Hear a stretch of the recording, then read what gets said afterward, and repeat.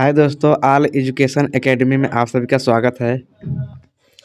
आइए हम कुछ महत्वपूर्ण क्वेश्चन लेकर आ गए हैं जो एग्जाम में अक्सर से क्वेश्चन पूछे जाते हैं। क्वेश्चन को देख लेते हैं। हमारा क्वेश्चन क्या है? पहला क्या है? ट्रांसफार्मर एक ऐसा यंत्र है जो उच्च एसी वोल्टेज को निम्न एसी वोल्टेज में बदलता है, निम्न एसी वोल्टेज को उच्च एसी वोल्टेज में बदलता है। सिर्फ एसी यानी प्रत्यावर्ती धारा में प्रयुक्त का होता है। उपयुक्त सभी। इसका अगर राइट आंसर देखा जाए दोस्तों तो इसका राइट आंसर हमारा चौथा हो जाएगा, यानी कहा जाए तो उपयुक्त सभी। ट्रांसफार्मर क्या होता है? एक ऐसा यंत्र है जो एसी उच्च से निम्न में और निम्न से उच्च में और प्रत्यावर्ती धारा के प्रयुक्त में भी होता है। तो ऐसे में देखा जाए तो इसका राइट आंसर चौथा हो जाएगा। क्वेश्चन नंबर अगला देख लेते हैं। क्वेश्चन नंबर दूसरा हमारा क्या है? घरों में फ्यूज किस क्रम में जोड़े होते हैं? जो घरों में फ्यूज लगे होते हैं वो किस क्रम में होते हैं? श्रेणी क्रम में, समांतर क्रम में, किसी भी क्रम में, किसी क्रम में नहीं। तो इसका राइट आंसर देखा जाए दोस्तों तो इसका राइट आंसर पहला हो जाएगा, यानी कहा जाए तो श्रेणी क्रम में, श्रेणी क्रम में जुड़े होते हैं। क्वेश्चन नंबर अगला देख लेते हैं। क्वेश्चन नंबर तीसरा हमारा क्या है? घरों में पंखा, बल्ब आदि उपकरण किस क्रम में लगे होते हैं? घरों में जो पंखा, बल्ब आदि उपकरण लगे होते हैं किस क्रम में लगे होते हैं? इसका राइट आंसर देखा जाए दोस्तों तो इसका राइट आंसर हमारा पहला हो जाएगा, यानी कहा जाए तो समांतर क्रम में लगे होते हैं। जो घरों के पंखे, बल्ब आदि उपकरण होते हैं उसमें समांतर क्रम में लगे होते हैं फ्यूज के तार। क्वेश्चन नंबर अगला देख लेते हैं। क्वेश्चन नंबर चौथा हमारा क्या है?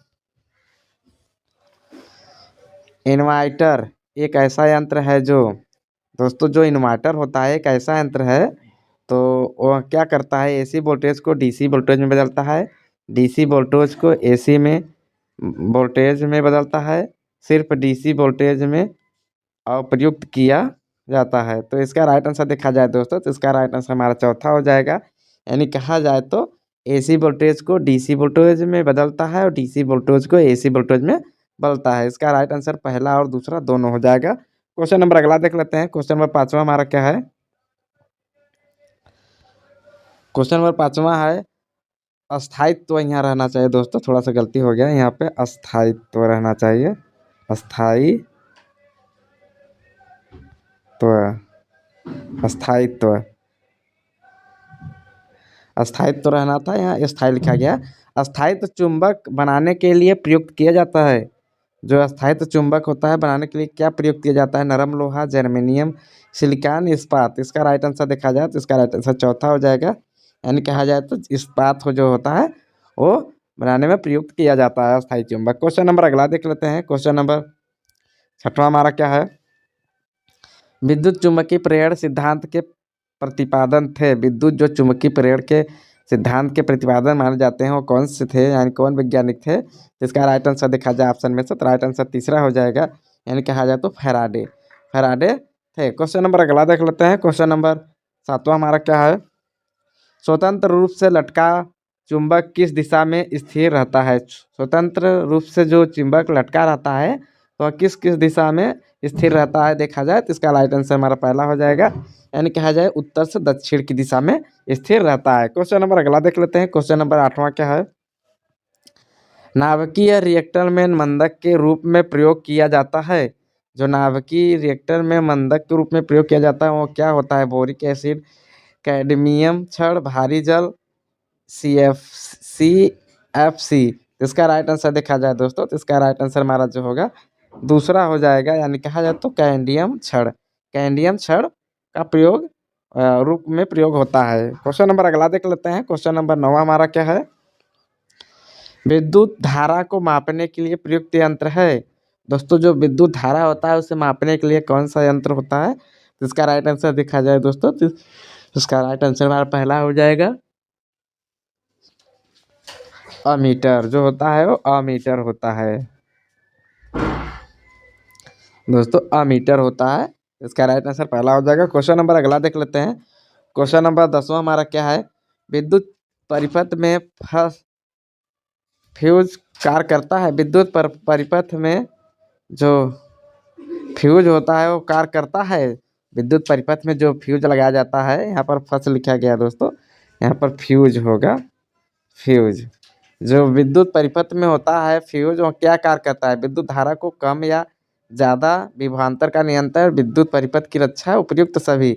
इसका राइट आंसर देखा जाए दोस्तों तो इसका राइट आंसर तीसरा हो जाएगा।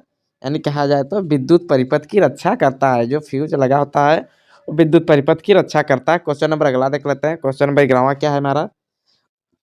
उगता डूबता सूर्य। उगता एवं डूबता सूर्य लाल प्रतीत होता है क्योंकि लाल रंग का प्रकीर्ण सबसे अधिक होता है। लाल रंग का प्रकीर्ण सबसे कम होता है।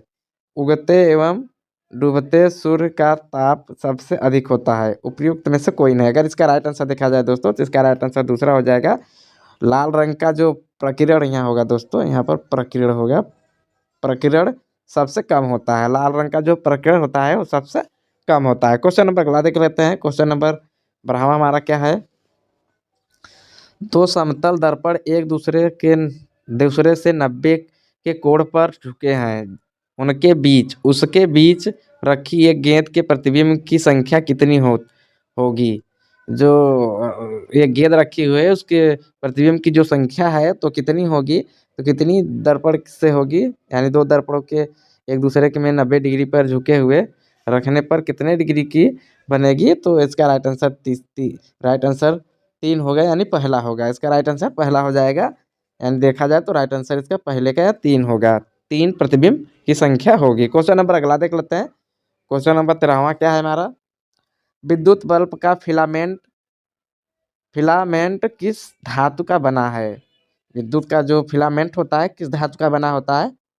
इसका राइट आंसर हमारा हो जाएगा दोस्तों तीसरा हो जाएगा। यानी कहा जाए तो टंगस्ट। क्या हो जाएगा दोस्तों? टंगस्ट हो जाएगा। इसका राइट आंसर तीसरा यानी टंगस्ट होगा। क्वेश्चन नंबर अगला देख लेते हैं। क्वेश्चन नंबर 14 हमारा क्या है? अधिक ऊंचाई पर चढ़ता हुआ व्यक्ति आगे की ओर क्यों झुक जाता है?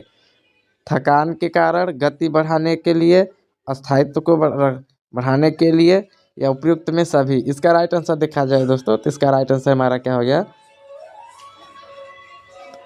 इसका राइट आंसर हो जाएगा तीसरा। यानी कहा जाए तो स्थायित्व को बढ़ाने के लिए। क्वेश्चन नंबर 14 का राइट आंसर तीसरा हो जाएगा। क्वेश्चन नंबर अगला देख लेते हैं। क्वेश्चन नंबर 15 हमारा क्या है? प्रकाश वर्ष किसका इकाई है? जो प्रकाश वर्ष है वो किसका इकाई है? समय की, दूरी की, तीव्रता की, गति की। इसका राइट आंसर देखा जाए दोस्तों तो इसका राइट आंसर दूसरा हो जाएगा। यानी कहा जाए तो प्रकाश वर्ष किसकी इकाई है? दूरी की है। तो दोस्तों हमने 15 क्वेश्चन एग्जाम के तौर पर एग्जाम में आने वाले दोस्तों कराएं, और जो एग्जाम में अक्सर ऐसे क्वेश्चन पूछे जाते हैं दोस्तों। जो भी क्वेश्चन हम कराएंगे दोस्तों इम्पोर्टेंट ही क्वेश्चन होगा। और आप लोग जो हमारे चैनल पे नए हो तो चैनल से जुड़ जाइए और बेल आइकन को जरूर दबा लें, जिससे हम जो भी वीडियो डालें आपके पास पहुंच सके। दोस्तों तो आज के लिए इतना ही दोस्तों। आज के लिए धन्यवाद। फिर अगले वीडियो मिलते हैं दोस्तों। धन्यवाद।